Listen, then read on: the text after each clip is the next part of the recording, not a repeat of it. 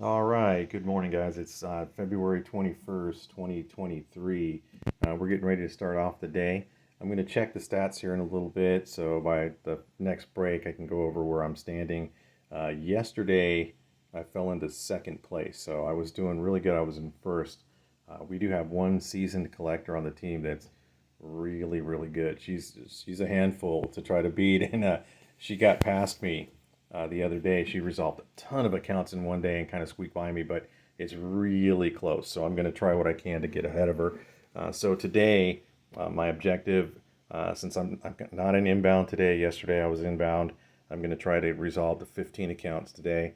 I was doing really good stat wise this month, and then I had two kind of slow days. Yesterday was really slow as I was inbound, and I only resolved three of my accounts, I believe. Let me look.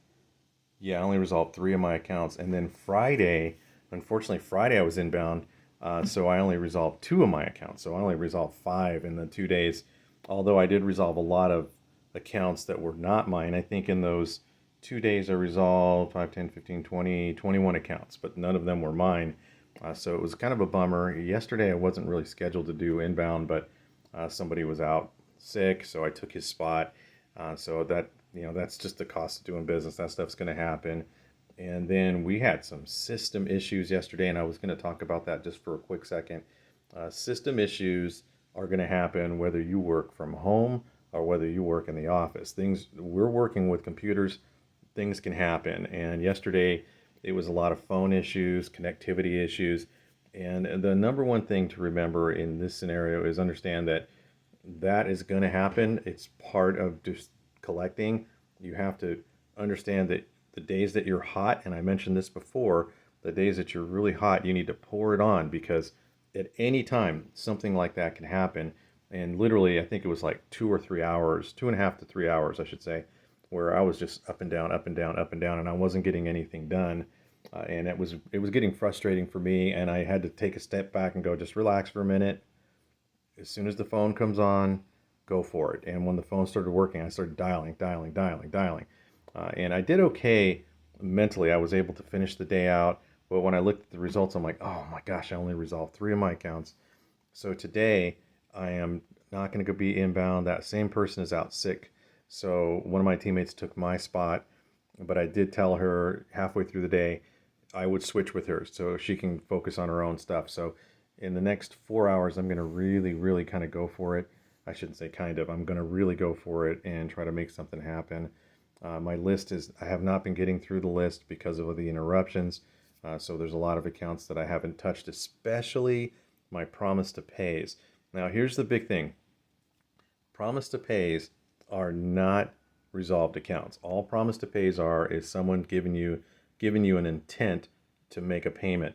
It doesn't mean much. It just means, but it does mean this: you have somebody that's interested in paying. It's now up to you to follow up and close the deal. If you don't follow up on your promise to pays on a regular basis, those promise to pays start to become stale. And the longer they sit without a phone call, the less likely they're going to pay. Now remember, if somebody promised to pays you and doesn't pay you that day or postdates the payment, then you don't have a strong commitment. And follow up is the number one motivator of people. That was taught to me by Jim Tracy. I hold on to that. A lot of things this man has told me at the beginning of my first few years of this career stuck with me. And he told us that follow up is the number one motivator of people. So if you have somebody that's talking about money, it's up to you to follow up because they're more than likely not going to call you back. It's pretty rare that someone says, I'm going to call you on the 15th and make a payment. It's very rare that they actually do it. So you want to make sure that you are the person that's initiating, following up, closing the deal. It's important that we do this in order to be successful. All right, so I better shut up now and get busy. More later. Let's make it a good morning, though. Okay, I think we're back up.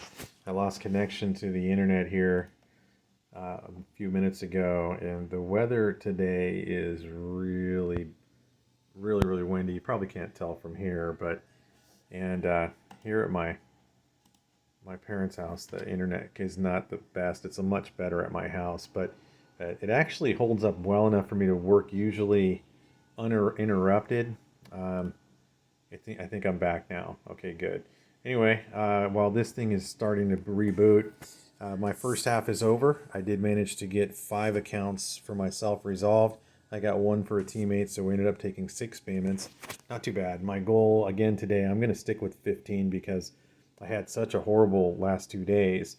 Now, here's the thing that's going to suck is I told my teammate I would pick up the slack for her on inbound, which I need to do right now. As soon as I can get this thing to connect to the server, we're going to go in and start grabbing some inbound calls, and then hopefully we can make something happen.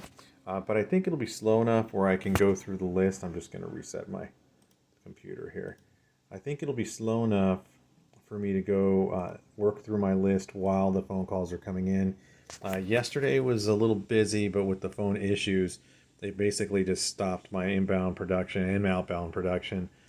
But the first half of today went really well. I was really pushing hard with the people I was talking to. One guy even said, "You're being very pushy with me," and I had to back down and tell him, "I apologize. My objective is just to resolve your account as quickly as possible." And I try to be honest with the customers. I'll let them know, listen, I don't want to have to call you back. I don't want you to have to call me back. I want to be able to just resolve your account.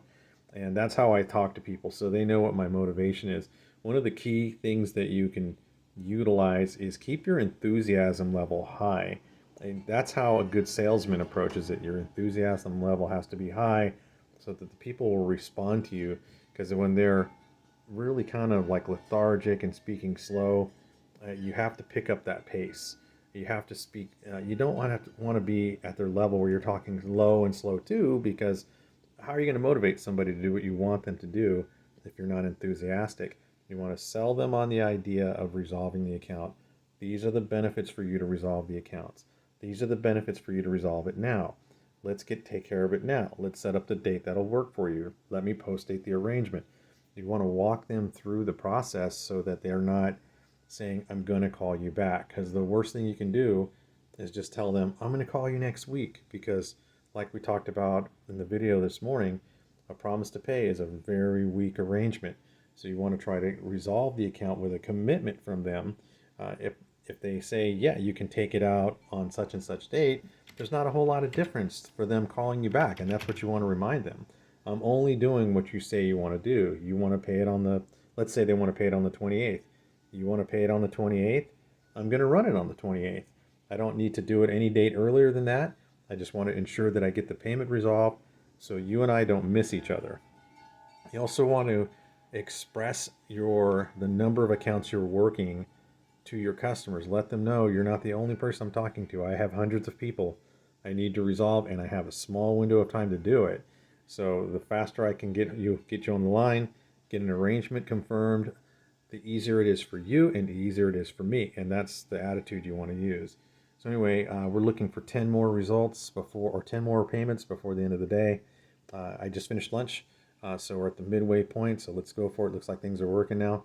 So I'm going to hit it and get back to you later. All right, that's a wrap for the day. Not too bad of a day, not at all. I ended up resolving a total of, how did we do? We resolved 6 accounts that were mine, 4 that for the team, so that's 10. We took 10. I would have preferred if all 10 were mine actually, but it didn't really go my way today. I had a few pretty tough calls today with a few customers. For example, one guy, he simply would not post date his payment today. I had him on the line. He was so willing to make his payment, but he wouldn't do anything until the 28th. It is February 21. So post dating something 7 days out for the last business day definitely was not what I wanted to do, but there was nothing else I could do with him. He just wouldn't do it. So I had to let that one go. And so I told him, okay, you'll have to call me on the 28th. And I just kind of made some strong closes with him. So in other words, I said, remember, if you fail to make the payment, you're going to be 3 months behind. And I was trying to not scare him, but I just wanted to just show him or explain to him why it was important to post date. He just wouldn't do it. So that was my last one that I had for myself. It just didn't go my way. And then after that, I got a few inbound calls that were not for me. So I had to concentrate on resolving those, and I did resolve some really good accounts for other people today. So I feel pretty good about that because in some cases people get calls for me and they resolve accounts for me, and I love when they do that because it saves me a lot of time, effort, and I just chalk it up as another one for me. So it always comes back to me. So that's why I don't necessarily mind doing that. I was going to talk really quick before I wrap up the night about the differences between what I'm doing now versus what I have done most recently.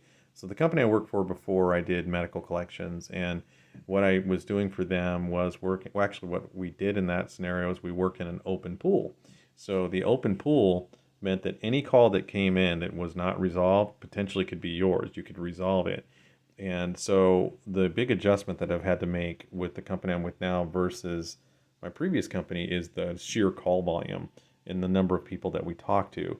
At the previous company, since it was an open environment, any inbound call, I could take it, I could resolve it as long as nobody else had money working on it. And I was really, really good at that. I was at getting to the point where I was pulling out, 20 resolutions, 20 payments a day.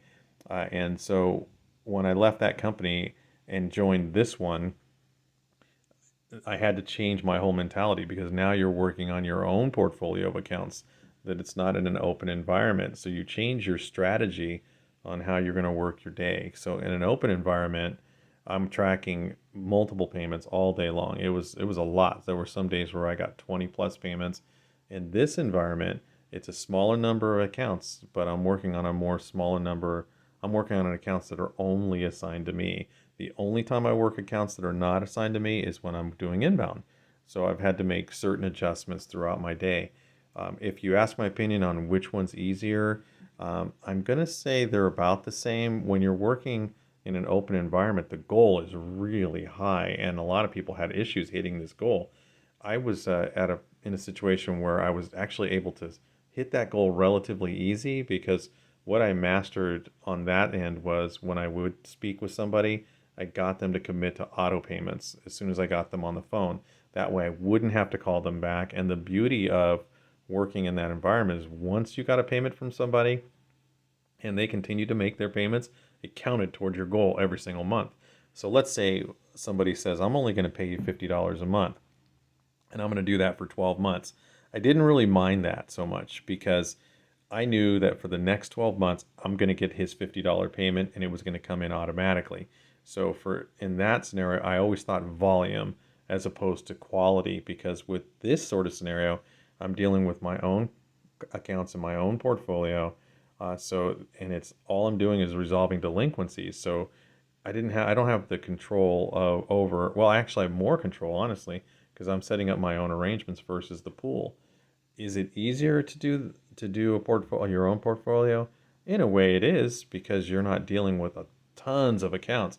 And the problem with working in an open pool is when you're in an open pool and the calls come in, you're getting the calls so frequently and so fast.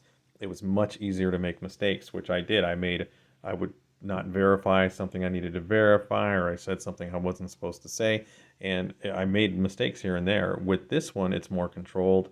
You can take your time and you can focus on what you're doing as opposed to one call after another, after another, after another inbound.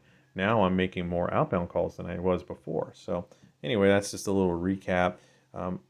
Wouldn't say I prefer one over the other. The one thing is when you do a little bit of everything and you move from, if I do move to another company or another department, I feel really rounded. Like I feel like I can do either or. I can do third party collections, first party collections, commercial collections, whatever it is. I know I can adjust to it. We're going to be going through a system change here in the next few months, and the first step is they're changing the payment system that we're using. And I'm okay with that because I've been through so many changes and worked for a few different companies. And even with certain companies I've worked for, there's been system changes. So, as much anxiety as it gives you when you're worrying about, oh my gosh, I have to learn something new, I wouldn't get too worried about it because it's going to be rough the first couple days. Once you get past that little learning curve, it's going to get really easy. And tomorrow we're going to have a class introducing us to the new payment system. There are collectors already using it, and some of them have told me it's relatively easy to use. So I'm not too concerned about it. I have a meeting tomorrow morning at 10. They're going to introduce it to me, Once I figure out how to use it, it's off to the races. I'm just going to go right back to what I normally do. But anyway, that's a wrap for tonight. Picking up 6, not too bad. We'll put that towards our goal. Hopefully that's going to put me closer to the gallon first. So we're really only, I think we're less than 1%. There's less than 1% difference between our production right now. So we're really, really down to the point where it's going to be who had a good day and who didn't. Because the both of us were kind of running away with it. So I'm going to do everything I can tomorrow to try to go past her. And tomorrow I shouldn't do any inbound. I only have a couple meetings to overcome. Once I get through that, it's just rock and roll time. But anyway, that's it for now. I'll see you guys later.